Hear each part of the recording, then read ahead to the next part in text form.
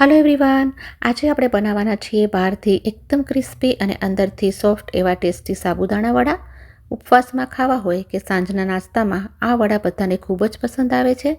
સાબુદાણા, બટેટા અને શિંગદાણાથી બનતા આ વડા સ્વાદમાં તો લાજવાબ છે જ, સાથે બનાવવામાં પણ ખૂબ ઇઝી છે। ગરમા ગરમ વડા સાથે લીલી ચટણી કે દહીં મળી જાય તો એનો સ્વાદ ડબલ થઈ જાય। સાથે હું એવી ખાસ ટિપ્સ પણ બતાવીશ જેથી વડા તૂટે નહીં, તેલ ઓછું પીવે અને બહારથી એકદમ કરકરા અને અંદરથી પરફેક્ટ સોફ્ટ બને। તો ચાલો આજની મજેદાર સાબુદાણા વડાની રેસીપી બનાવવાનું શરૂ કરીએ। એક બોલમાં 1.5 કપ જેટલા સાબુદાણા લેશું। સાબુદાણાને સારી રીતે 2 થી 3 વાર પાણીથી ધોઈ લેશું। તો જેટલું જે વ્હાઈટ પાણી નીકળે છે એ બધું જ નીકાળી લેવાનું છે। 2 થી 3 પાણીથી ધોઈ પાણી નિતારી લીધું છે।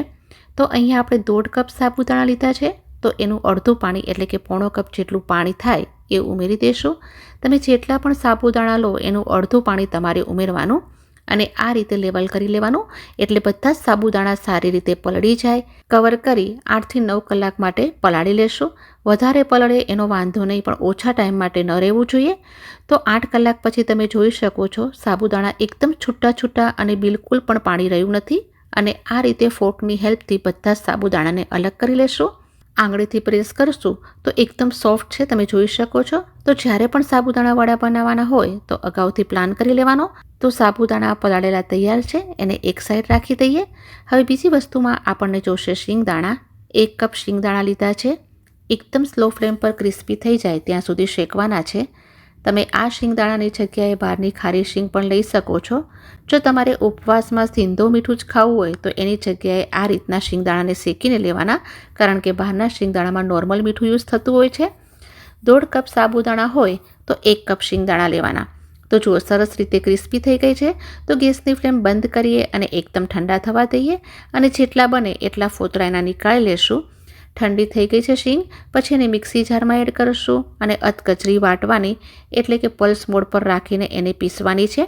તો જુઓ આ રીતની અધકચરી ગ્રાઇન્ડ કરી લીધી છે, અને એને સાબુદાણા જે બાઉલમાં રાખ્યા છે એમાં એડ કરશું। હવે એ જ ગ્રાઇન્ડર જારમાં 3 સ્પાઇસી લીલા મરચાં અને 1 ઇંચ આદુનો ટુકડો લઈ એની પણ પેસ્ટ વાટી લેશું। અહીંયા તીખાશ તમે તમારી પસંદગીના રીતે એડ કરો। 1 થી 2 ટીસ્પૂન જેટલી હું અહીંયા ઉમેરી રહી છું। સાથે સ્વાદના અનુસાર મીઠું એડ કરશું, અથવા તો 1/2 ટીસ્પૂન જેટલું। શેકેલા જીરાનો પાવડર એડ કરશું। ફ્લેવર માટે કાળા મરીનો પાવડર એડ કરશું। 1/4 કપ જેટલા લીલા કાપેલા ધાણા એડ કરશું। બધી જ સામગ્રીઓને આ રીતે પહેલાં મિક્સ કરી લેશું। હાથેથી આપણે જેમ લોટનું બાઇન્ડિંગ આવે એ રીતે સાબુદાણાને સામગ્રીઓ સાથે મસળીને મિક્સ કરશું। તો લગભગ 2 થી 3 મિનિટ માટે તમારે થોડું ભાર દઈને સાબુદાણાને મસળવાનું છે। આપણે આ સાબુદાણામાં કોઈ પણ પ્રકારના લોટ એડ નથી કરી રહ્યા, તો જે બાઇન્ડિંગ આવે એ આ રીતે મસળવાથી જ આવશે। સાથે આપણે 1/2 ટેબલ સ્પૂન જેટલો લીંબુનો જ્યુસ એડ કરશું, અને તરત જ 3 બાફેલા બટેટાને મેં લીધા છે, મીડિયમ સાઇઝના જ છે। 1/2 કપ સાબુદાણા હોય તો 1 બાફેલું બટેટું જોઈએ, તો મેં અહીંયા 1/2 કપ સાબુદાણા લીધા છે, તો હું 3 બટેટા બાફેલા લઈ રહી છું। હાથેથી મેશ કરી લેશું। અહીંયા બટેટાને ગ્રેટ નથી કરવાના, જો ગ્રેટ કરશું તો સાબુદાણા વડા લૂઝ બનશે। બટેટાને સાબુદાણા સાથે મિક્સ કરશું એકદમ સરસ રીતે, ભાર આપીને। બટેટા સરસ મિક્સ થઈ ગયા છે પછી છેલ્લે આપણે ખાંડ નાખવાની છે। ખાંડ નાખવી ઓપ્શનલ છે, તો તમને પસંદ હોય તો જરૂરથી એડ કરો।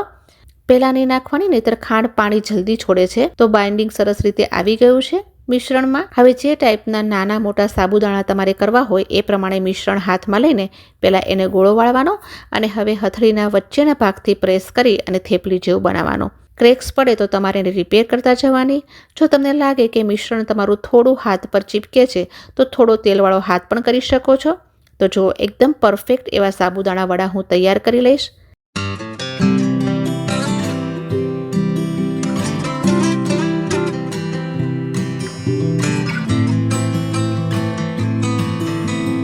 હવે આપણે સાબુદાણા વડાને તળી લઈએ। ખાસ ધ્યાન રાખવાનું છે કે તેલ એકદમ ગરમ કરવાનું, ગેસની ફ્લેમને મીડિયમ ટુ હાઈ પર જ રાખવાની છે। એકદમ ધ્યાન રાખી અને સાબુદાણા વડા ડ્રોપ કરતા જશું। 1 થી 2 મિનિટ પછી એને ફ્લિપ કરશું।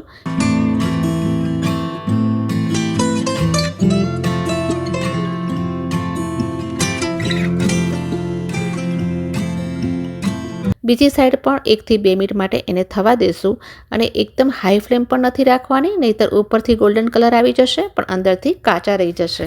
જેમ જેમ એ ધીરે ધીરે તળાતા જશે વચ્ચેથી એકદમ ફૂલવા માંડશે અને ગોલ્ડન થઈ જશે. તો હવે એને બહાર નીકાળી લેશું. તમારા એક એક સાબુદાણા વડા ફૂલીને તૈયાર થશે. વચ્ચે એક પણ તૂટશે પણ નહીં. સ્લો ફ્લેમ પર બિલકુલ નહીં કરવાના, નહીંતર એ તેલ પીશે અને કાચા રહેશે, ફૂલશે પણ નહીં. તો આ રીતે ફૂલવા જોઈએ. બાકી બધા સાબુદાણા વડાને પણ આ રીતે તળી લેશું તો આપણા વડા તૈયાર છે. તમે એને ચટણી, દહીંના રાયતા સાથે સર્વ કરી શકો છો. હું સિમ્પલ દહીંમાં નોર્મલ મસાલા જેમ કે જીરું, મીઠું, સંચળ પાવડર, લાલ મરચાંનો પાવડર નાખી મસાલાવાળા દહીં સાથે સર્વ કરીશ. ગરમ ગરમ સાબુદાણાને આ મસાલા દહીં સાથે એન્જોય કરી શકો છો. બહારથી ક્રિસ્પી અને અંદરથી એકદમ સોફ્ટ. તો તમે પણ આ રેસીપી ટ્રાય કરજો. તેલ પણ બિલકુલ નથી રહ્યું.